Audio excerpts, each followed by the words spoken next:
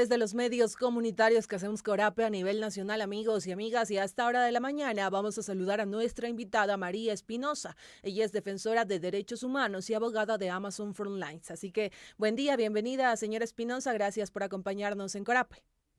Muy buenos días a usted y a todas las personas que nos escuchan. Muchísimas gracias a usted e iniciemos con esta entrevista. En 2019 los guaraní obtuvieron una sentencia que permite la protección de cerca de 200.000 hectáreas de selva de perforaciones petrolíferas, por lo que les preocupa a ustedes también como defensores de derechos humanos las acciones del gobierno nacional que no descarta planes para poner en marcha una nueva ronda de licitación petrolera. Si hay esta sentencia en un tribunal de justicia, ¿se puede incumplir, pasar por encima de ella porque ustedes han señalado que se encuentra en riesgo esta sentencia? Así es, en efecto, como usted señala, en 2019 un tribunal constitucional en Pastaza declaró que se había violado el derecho a consulta previa por parte del gobierno del entonces presidente Rafael Correa y que si el Estado pretende una nueva licitación en esta zona, debería consultar de manera debida a las comunidades guaraní y en consideración a lo que esa sentencia y la propia Corte Constitucional ha desarrollado. Sin embargo, el actual gobierno indica que durante el primer trimestre del 2026 quieren volver a desarrollar un proceso licitatorio de al menos 15 bloques petroleros en lo que ellos llaman la Ronda Suroriente. Y su argumento es que ya la consulta que supuestamente realizaron en el año 2012 debería bastar y que no deberían repetir entonces ese proceso y se podría proceder de manera inmediata con la licitación, con lo cual en efecto entonces estarían no solo violando la sentencia, desconociendo la sentencia que ya fue emitida a favor de los guaraní, sino violando este derecho a todos los pueblos y nacionalidades que encuentran afectados sus territorios y sus proyectos de vida.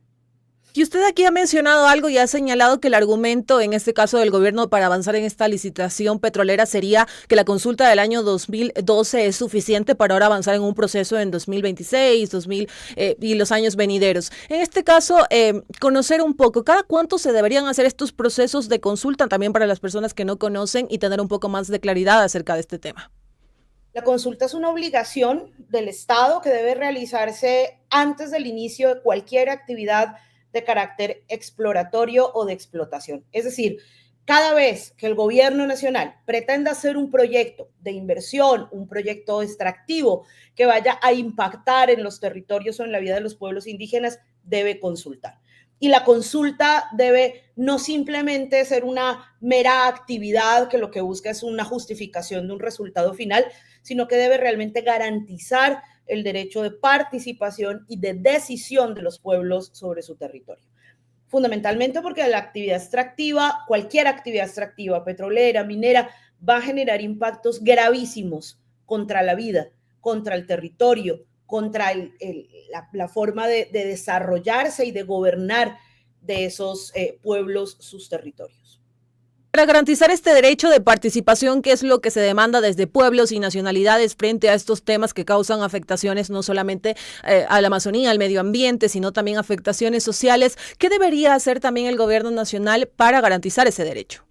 Mire, lo primero es que esta sentencia fue clarísima. Guaraní tiene además una condición y es un pueblo de reciente contacto. Llevan recién 60 años de contacto con el mundo occidental y para ellos no solo aplica el derecho a consulta, aplica el derecho a consentir. Es decir, Guaraní, la decisión que tome sobre su territorio debe ser una decisión respetada por el Estado. Y en ese sentido, además, la sentencia dice, el procedimiento de consulta y consentimiento con Guaraní tiene que ajustarse a sus tiempos, a sus formas de gobernanza, a sus formas de toma de decisión. No puede ser un procedimiento aleatorio y definido exclusivamente por el Ejecutivo. Y a día de hoy, en Ecuador, no existe un procedimiento de consulta previa concertado con los pueblos indígenas, con lo cual el primer punto es sentarse con los pueblos, particularmente con Guaraní y con los demás pueblos de manera independiente para establecer cuáles serían los protocolos adecuados para desarrollar ese proceso. Y una vez Sí. desarrollado, insisto, en el caso Guaraní y en el caso de los otros pueblos, lo que aplica es consentimiento, derecho a decidir. Señor Espinosa, ¿y una ronda petrolera como esta que se buscaría hacer en la Amazonía ecuatoriana y que afectaría, pues, en este caso a los guaraníes? ¿Qué podría, además de estos problemas, pues, ocasionar para las personas que están escuchando esta entrevista, podamos entender la dimensión de la preocupación que ustedes están exponiendo? Aquí una situación inicial es que no se trataría solo de problemas, se trataría de una grave violación a derechos constitucionales y a derechos humanos. Se trataría de que una ronda licitatoria trae consigo, por supuesto, después actividades de exploración y explotación de petróleo que van a transformar los territorios y la vida de los guaraní. Se trataría de afectar una de las zonas de bosque de selva mejor conservadas de la Amazonía. Se trataría de seguir trayendo a territorios amazónicos situaciones de explotación, de enfermedad, de empobrecimiento, de división comunitaria, que hasta ahora en esos territorios se ha visto protegido justo por la ausencia de actividades extractivas. Pero adicionalmente, respecto de compromisos que incluso tiene el Estado ecuatoriano frente a temas como cambio climático y como disminución del consumo de fósiles, en este caso del petróleo, se estarían violentando al seguir insistiendo en ampliar una frontera extractiva en territorios de gran fragilidad ecosistémica y donde la vida de los pueblos depende de su conservación. Más que yo también quería consultarle, previo a la entrevista ustedes nos hicieron llegar un boletín y aquí pues ponen sobre la mesa algunas preguntas y le hacían un llamado a la Corte Constitucional en este caso para que también se rectifique esta sentencia guaraní. Ustedes también hablaban de un silencio de la Corte que pretende tal vez dar vía libre al gobierno en estas agendas extractivistas. ¿Cuál es ese llamado que ustedes hacen a la Corte Constitucional? Nosotros tenemos una gravísima preocupación porque este caso está en la sala de selección de la Corte Constitucional y ya lleva varios años en manos de la Corte sin que ella se pronuncie. En varias oportunidades, la última de ellas hace un mes, miembros de comunidades guaraní visitaron la Corte Constitucional para decirles que es importante que se pronuncien de fondo, que generen jurisprudencia respecto a esta sentencia, no solo para proteger a los guaraní, para proteger al menos a 7 nacionalidades amazónicas a las que también se les van a violar derechos si el Estado insiste en imponer proyectos extractivos en sus territorios. Y la Corte sigue guardando silencio. Y nos preocupa que ese silencio sea una forma de proteger los intereses del Ejecutivo y de las empresas transnacionales y de no reconocer y fortalecer el derecho que tienen los pueblos a la autodeterminación. Y nos preocupa ese silencio porque esta Corte va pronto a cambiar al menos a 3 de sus jueces y es posible entonces que muchos de estos casos sigan quedando en el archivo, sigan quedando en el escritorio y no sean priorizados. Y nos preocupa porque, insistimos, lo que aquí está en juego con estas imposiciones del Ejecutivo son millones de hectáreas, pero adicionalmente la vida de pueblos y nacionalidades que dependen de esos territorios para seguir perviviendo, para seguir existiendo. Y la Corte no puede guardar silencio y no puede desconocer que hay un interés y una agenda extractiva que se está imponiendo sobre los territorios. ¿Y por qué en este caso consideran que la Corte está guardando este silencio, presión política, presión por parte tal vez de empresas internacionales? ¿A qué ustedes consideran se debería? En el entendido de que debe ser una Corte que actúa de manera transparente, que no actúa bajo presión. Uno podría pensar que simplemente es un tema de una acumulación de trabajo y de que los procedimientos de selección no tienen unos protocolos y no tienen unos tiempos específicos, digamos. Sin embargo, puestos, digamos, a analizar cómo se han venido dando las situaciones, sí parecería que hay una presión a través del Ejecutivo y potencialmente de empresas o de sector privado para que la Corte no se pronuncie de fondo sobre casos en los que esos intereses corporativos estarían en juego. Y en este caso también consultarle, frente a este caso, a esta histórica sentencia que ganó el pueblo guaraní, tal vez se podría acudir a otro organismo, tal vez internacional, para que se garanticen los derechos de este pueblo. Por supuesto que sí, es una cosa que hemos estado discutiendo y analizando con las propias comunidades y ya hay una, digamos, decisión de que en efecto ellos van a cuidar su territorio, van a defender esta sentencia y fundamentalmente van a defender la decisión de que cualquier cosa que ocurra en sus territorios se tiene que decidir con ellos y se tiene que respetar su decisión. Y eso implica que si el gobierno ecuatoriano insiste en vulnerar derechos, acudiremos a cortes internacionales. Seguimos en entrevista con María Espinosa, defensora de derechos humanos y abogada de Amazon Frontlines. Y también usted ha hecho referencia a este cambio de jueces en la Corte Constitucional, y también yo aquí también quería preguntarle acerca de un tema, y es este cambio de autoridades que va a venir. En el 2025 tenemos un proceso electoral presidencial. Ustedes también han señalado como fundamental que las y los candidatos discutan ampliamente sobre estos temas, conocer la posición que ellos tienen frente a la explotación de petróleo y la conservación de la Amazonía. ¿Cuál es ese llamado que también ustedes hacen como defensores de los derechos humanos?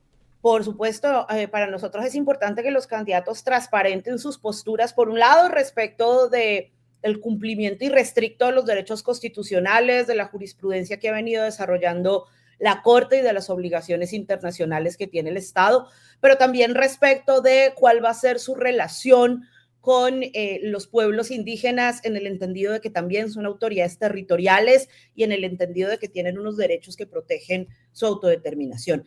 Nos parece fundamental que los candidatos y las candidatas puedan con claridad poner sus posturas respecto también de cuál va a ser el impulso o no que le van a dar agendas extractivas a las relaciones corporativas que tienen con determinadas empresas o sectores de poder, porque esa va a ser la forma en que los ciudadanos y las ciudadanas vamos a poder ejercer nuestro derecho al voto y a la democracia de una manera informada y transparente. Señor Espinosa, y a su parecer, a su criterio, ¿cuál cree que son esos temas relacionados con la Amazonía que se han venido dejando atrás y que en este caso las autoridades no la ponen en la mesa de debate? Autoridades presidenciales, autoridades que también están en la Asamblea Nacional. Primero, los gravísimos impactos que ha causado la actividad extractiva sobre la Amazonía y sobre los pueblos. Hay un discurso del desarrollo, hay un discurso de que Ecuador ha crecido gracias a los recursos que se generan de la actividad extractiva petrolera y minera. Sin embargo, en la Amazonía ese desarrollo no llegó. Las comunidades amazónicas siguen condenadas a grandísimas brechas para acceder a derechos económicos, sociales y culturales. Las tasas de cáncer son altísimas. No hay una remediación y una reparación de los ecosistemas afectados por la actividad extractiva. Es decir, ese desarrollo que alega el Estado fue un desarrollo que probablemente se concentró en las grandes ciudades y en algunas manos, pero que a la Amazonía le ha representado pobreza y enfermedad. Y eso no se está poniendo en el centro de la mesa como el debate. Ecuador sigue siendo un país que considera que las vidas amazónicas pueden, y los territorios amazónicos son territorios de sacrificio para que otros territorios sí sean territorios de abundancia o de desarrollo. E insisto, ni siquiera todo el territorio nacional, porque esas brechas que experimenta la Amazonía también son brechas que experimentan otros territorios aislados, incluso de las propias ciudades, de las periferias de las ciudades. Lo otro que no se está poniendo sobre la mesa es el derecho que tienen los pueblos indígenas al consentimiento y a la autodeterminación. Los pueblos indígenas siguen siendo entendidos por el Ejecutivo como colectivos que necesitan ser tutelados y no como sujetos plenos de derecho que tienen autoridad jurisdiccional sobre sus territorios y que deben ser entendidos y relacionados como autoridad. Y lo otro que no se está poniendo en el debate son las obligaciones que tiene el Estado respecto, por ejemplo, del cambio climático o de derechos como el de la consulta y el consentimiento, que son además obligaciones internacionales del Estado. Hay que recordar que Ecuador ya fue condenado por la Corte Interamericana por violar este derecho en el caso Sarayaku y mantiene la vulneración del derecho y mantiene un comportamiento colonial respecto de la relación con pueblos y nacionalidades. Y luego, por supuesto, el tema corporativo. ¿Quién es y cuánta riqueza queda en Ecuador respecto de los contratos y de la explotación petrolera? ¿Cuánta riqueza está concentrada solo en algunas manos? ¿Y cuánta riqueza se están llevando las empresas y las corporaciones, quienes además no están cumpliendo con obligaciones mínimas respecto de o cuidados o reparación, por ejemplo, de la naturaleza? Y estamos llegando a la parte final de esta entrevista con María Espinosa, defensora de derechos humanos, que nos estaba contando un poco de esta preocupación que existe en torno a una sentencia guaraní, que en este caso fue emitida en 2019 y que estaría poniéndose en riesgo por una licitación petrolera. Muchísimas gracias por acompañarnos. Vamos a estar pendientes de este tema. Muchísimas gracias a usted, a todos quienes nos escuchan. Que tengan un excelente resto del día, amigos y amigas. Concluimos este diálogo. Sigan en sintonía de la red informativa de Corape.